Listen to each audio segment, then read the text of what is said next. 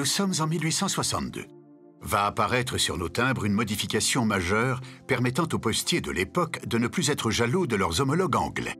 Car, encore une fois, l'innovation viendra d'Angleterre. Les Britanniques avaient été précurseurs en émettant le premier timbre en 1840. C'est pourquoi l'administration des postes gardait toujours un œil sur sa voisine d'outre-Manche. Or, celle-ci, depuis 1854, n'utilisait plus les ciseaux pour découper ses timbres. Les vignettes étaient séparées par de petits trous circulaires permettant la découpe à la main, les fameuses dentelures que nous connaissons aujourd'hui. Il faut avouer que pour les garçons de bureau, cette opération de découpe des timbres est longue et fastidieuse.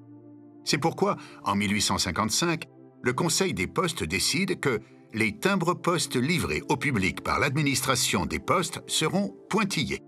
Mais il faudra 7 ans pour passer de la théorie à la pratique, notamment à cause d'Anatole Hulot, alors en charge de la fabrication des timbres et qui rechigne à la mettre en place. Si bien qu'à partir de 1861, attendant la mise en place officielle, certains inventent et proposent des systèmes pour pointiller les planches de timbre.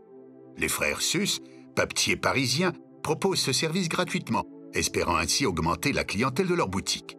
Nombre d'autres initiatives artisanales voient le jour. Et c'est seulement en septembre 1862, après bien des atermoiements et des hésitations, que la modification est apportée à la production.